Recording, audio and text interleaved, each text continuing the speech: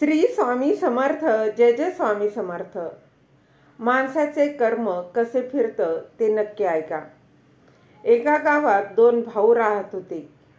मोठा भाऊ खूप श्रीमंत होता. त्याला कशाचीही कमतरता नव्हती. धाकटा भाऊ खूप गरीब होता. मोलमजुरी करून तो पोट भरत असे. एके दिवशी दोघा भावांमध्ये वाद झाला. मोठा भाऊ त्याला म्हणाला, चांगल्या माणसाला कोण मदत करत नाही. आजच्या जगात चांगल्या माणसाला सुद्धा परमार्थ मिळत नाही. म्हणून दुसऱ्याचं वाईट जरी झालं तरी आधी स्वतःच्या भल्याचा विचार करायला हवा. तेव्हा त्यावर लहान भाऊ म्हणाला, दुसऱ्याला त्रास देऊन आपलं भलं कसं होईल. तेव्हा मोठा भाऊ म्हणाला, आपण गावातील लोकांना विचारू. जर तुझा शब्द खरा ठरला तर माझ्याकडे असलेले सर्व धन तुझे राहील आणि माझा शब्द खरा ठरला तर तुझ्याकडचं जे काही आहे ते सर्व माझे होईल. लहान भाऊ म्हणाला, ठीक आहे, आपण दोघे जाऊ. आणि आपण दोघे भाऊ गावात गेलो.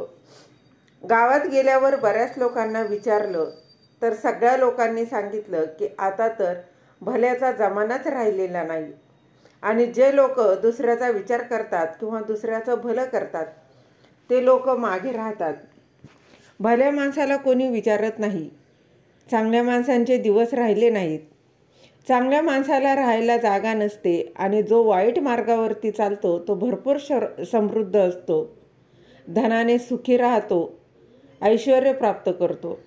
आता लहान भावाकडे जमिनीचा जो तुकडा होता तो मोठ्या भावाने चालाखीने त्यांना हिसकावून घेतला. आता लहान भावाला 2 वेळच्या जेवणासाठी इकडे तिकडे भटकावे लागत होते. बायको मुलं उपाशी राहू लागले. कोणी अन्न उधार देत नव्हतं. एके दिवशी तो आपल्या मोठ्या भावाकडे धान्य घेण्यासाठी गेला. तो आपला मोठा भाऊ आहे. तो आपल्या लहान भावाला नक्कीच मदत करेल असे लहान भावाला वाटले. तो मोठ्या भावाला म्हणाला, दादा, मला 15 किलो गहू उधार दे. घरात अन्नाचा एक दाणाही नाही. मुले उपाशी मरत आहे आणि माझ्याकडे पैसेही नाहीत.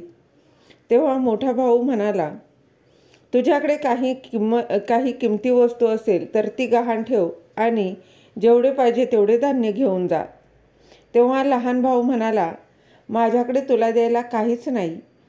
तेव्हा मोठा भाऊ म्हणाला, तुझा एक डोळा मला दे. लहान भावाला वाटलं आपला भाऊ आपली मजा करत असेल. धान्याच्या बदल्यात डोळा तर नाही ना घेणार. पण मोठ्या भावाने धान्याच्या बदल्यात एक डोळा काढून घेतला आणि डोळ्याच्या बदल्यात त्याला 15 किलो धान्य दिलं. हे सगळं दृश्य बघून त्याची बायको आणि मुलं रडायला लागली. तुम्ही हे काय केलं असे म्हणून ती रडू लागली. थोडे दिवस चांगले गेले, पण काही दिवसांनी ते धान्य संपून गेलं. लहान भाऊ परत मोठ्या भावाकडे गेला. त्याला आपल्या बायको मुलांना उपाशी बघवत नव्हतं. तो मोठ्या भावाला म्हणाला, दादा, मला थोडं धान्य दे. मोठा भाऊ परत म्हणाला, तुझा दुसरा डोळा दे आणि धान्य घेऊन जा. लहान भावाचा दुसरा डोळाही त्याने काढून घेतला. धान्य घेऊन लहान भाऊ घरी आला. घरी आल्यावर बायको आणि मुलं त्याला बघून रडायला लागली. हे काय केलं? आता आमचं काय होईल? तेव्हा लहान भाऊ बोलला, तुम्हाला दुःखी व्हायचं कारण नाही. आता मी आंधळा झालो आहे. लोक आंधळ्याला भीक नक्कीच देतील. तू मला रोज रस्त्याच्या बाजूला बसवून येत जा. दुसऱ्या दिवसापासून रोज त्याची पत्नी त्याला रस्त्याच्या बाजूला बसवून यायची. आता त्यांचा रोजचा जेवणाचा प्रश्न सुटला. एक दिवस बसून खूप वेळ झाला तरी त्याची पत्नी त्याला घ्यायला आली नाही. कारण रस्त्याने येत असतानाच एके ठिकाणी तिचा गाडीचा धडक लागून तिचा अपघात झाला होता. ती खूप जखमी झाली होती. त्यांनी खूप वेळ वाट पाहिली, पण बरीच रात्र देखील झाली तरी बायको आली नाही. तो घराच्या दिशेने निघाला, पण त्याला काहीच दिसत नव्हते. त्याने विचार केला की इथेच बसून रात्र घालवतो. अजून पुढे गेलो तर रस्ता भटकेल. तो एका झाडाखाली जाऊन बसला आणि थोड्या वेळाने जोरात हवा सुरू झाली. तेवढ्याच झाडावरून आवाज आला. तो आवाज भूतांचा होता. 4 भूतांमध्ये एक त्यांचा सरदार होता. भूत खूप खोडकर होते. ते महिनाभरापासून लोकांना त्रास देत होते आणि सरदार महिन्यातून फक्त 1 दिवस त्या झाडावर सर्वांचे हिशोब चुकते करत असत. आज हिशोबाचा दिवस होता.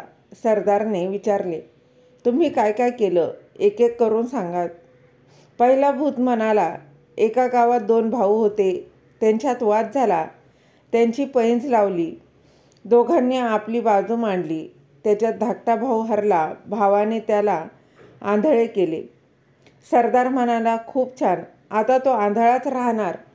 त्याला काय माहिती, सकाळी या झाडाखाली जेव्हा दड पडेल जेव्हा या झाडाखाली दव पडेल ते पाणी डोळ्याला लावल्याने त्याचे डोळे बरे होतील. तेव्हा दुसरा भूत म्हणाला, मी कैलास नगर जिल्ह्यातील सर्व नद्या, झरे, तलाव, विहिरी कोरड्या पाडल्या आहेत.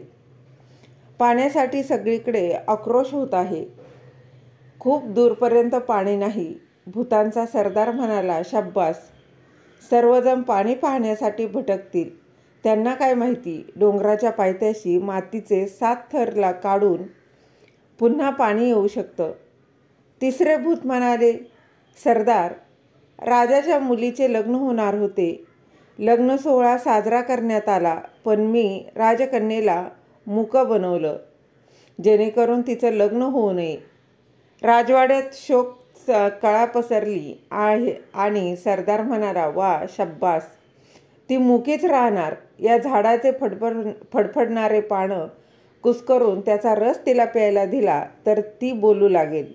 हे त्यांना कुठं ठाऊक आहे. बरं, महिनाभरानंतर या दिवशी पुन्हा भेटू. मग वादळ सगळं उठलं आणि 4ही भूतं निघून गेली. तोपर्यंत सकाळ झाली होती. आंधळ्या भावानं प्रथम दव डोळ्यांवर लावलं. त्याचे डोळे परत आले. त्याने आनंदाने पटकन झाडावरचे पान घेतले आणि घरी परतला. त्याचे डोळे परत आल्याने त्याच्या बायको व मुलांना खूप आनंद झाला. त्यांनी संपूर्ण हकीकत पत्नीला सांगितली आणि घरातून निघून थेट कैलासनगर गाठलं. तिथली अवस्था बघून त्याला रडावंसं वाटलं. जमीन कोरडे पडली होती. कुठेही पाण्याचा थेंबही नव्हता. सगळीकडे आक्रोश होता. त्याने डोंगराच्या खालून 7 थर काढले आणि त्यानंतर विहिरी, तलावात पाणीच पाणी झाले. तिथल्या राजाने त्याला अमाप अशी संपत्ती दिली. मग तो राजाबरोबर राजवाड्यात गेला. राजवाड्यात प्रवेश करताच तो म्हणाला, महाराज, मी ऐकलं आहे की राजकुमारी मुकी झाली आहे. मी तिला बरे करू शकतो.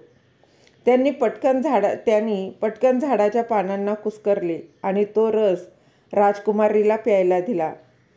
त्यावर राजकन्या बोलू लागली. त्यामुळे राजाला खूप आनंद झाला. राजाने त्याची पिशवी सोन्याच्या नाण्यांनी भरली. त्याला एक घोडा दिला आणि राहायला राजवाडा दिला.